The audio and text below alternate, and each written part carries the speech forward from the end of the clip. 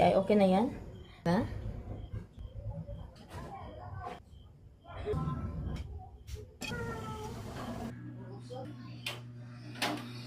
Yan. Yan po. Ngayon naman ay titikman na natin. Ayan.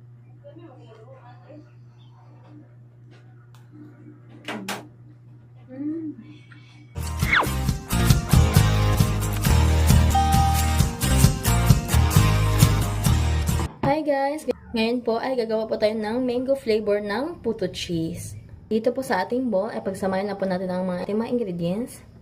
Gagamit po tayo dito ng purpose flour. Yan, maglalagay po tayo dito ng 2 cups. Maglalagay na rin tayo dito ng half cup of white sugar.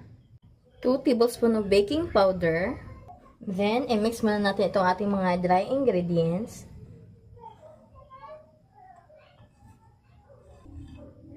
Ayan, ito ay okay na. Ngayon naman ilagay natin yung ating mga wheat ingredients.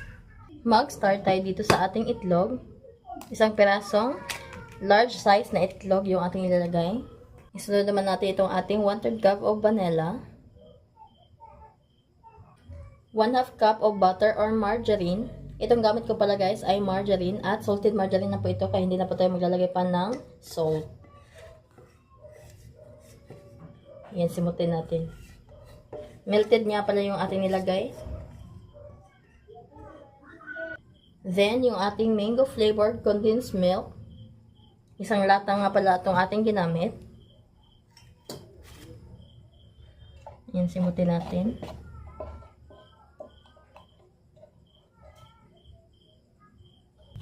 Then, i-mix muna natin ito. Saka tayo mag-add ng water.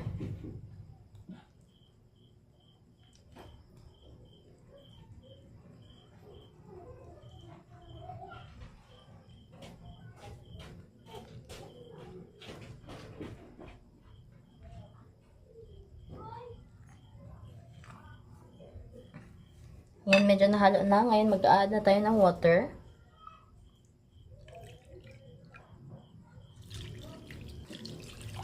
Then, i-mix natin.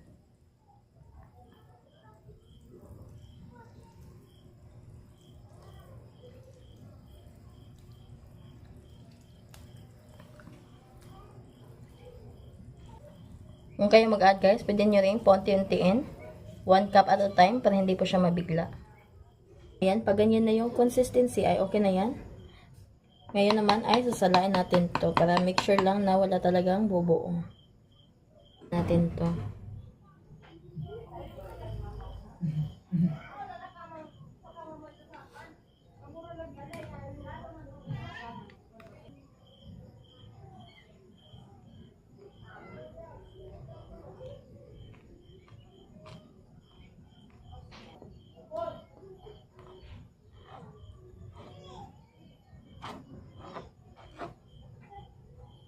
Yan, ito na po yung ating mixture.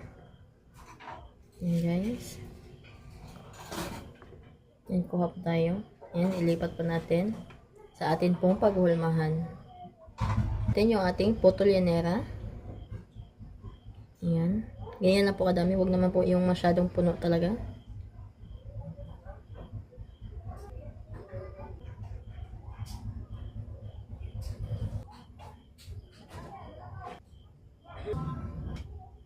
Ayan, ito na po yung ating puto. Ngayon naman, lutuin natin to. Ayan, nakapagpakulo na po tayo dito ng tubig. Steam na po natin itong ating puto na mga at least 15 minutes. Ayan, after 15 minutes, tingnan na po natin kung luto na po ba itong ating puto. Ayan guys, makikita niyo po, wala na pong sumasama. Ayan. Means po ay luto na yan, kaya hanguin na natin to.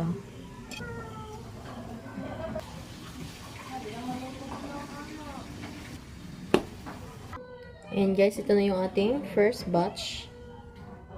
Ayan, kinain na po yan. At ayan guys, naluto na nga yung ating mango puto cheese. Ayan. Ayan, dami pa natin nagawa guys, oh. Sa 2 cups of flour lang, marami ka nang magagawa na puto cheese. At napakasarap din po nito. Ayan. Mas marami pa po yung nagawa natin. Kasi yung iba po kinain na. Ayan. Ayan po. Ngayon naman ay titikman na natin to. Hi guys! At ayan po, natapos na rin po natin lutuin yung ating mango puto cheese. Ito na po siya guys. Ayan, napakadami po natin nagawa. Ayan.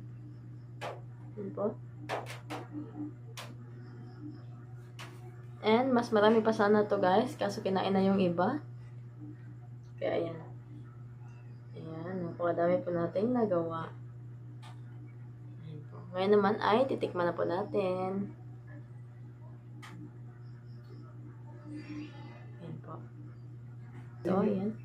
Napakalambot. Ayan po. Ayan.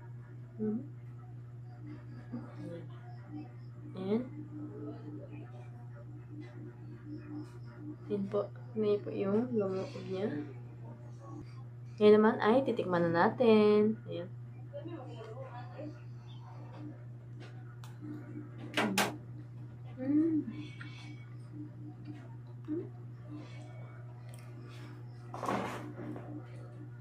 May buso. Ayan.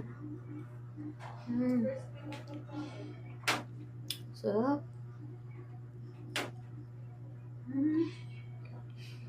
Ang sarap guys. Kain ba tayo?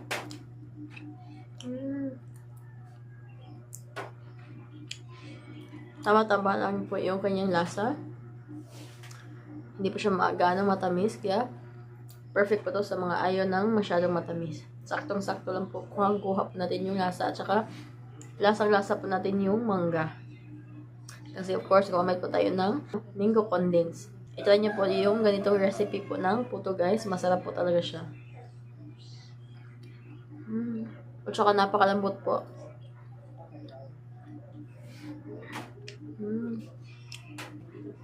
Napakalambot po. At napakasarap. Madali lang din po siyang lutuin ha. Steam lang po natin ng 15 minutes. Luto na siya kaagad.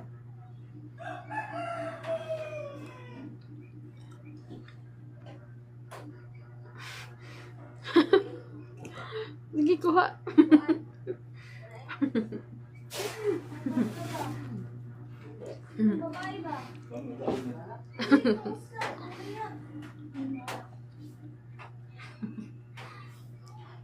Kain po tayo.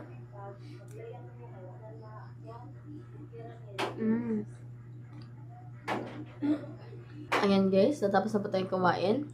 Ano pa hinintay nyo? I-try nyo na po ito. Madali lang po siyang gawin. At mura lang din po yung ating magagastos. Kaya i-try nyo po ito guys. Masarap din po ang ganitong flavor po na puto cheese. Kaya ayan lang po. Thank you for watching and see you po on my next vlog. Bye-bye!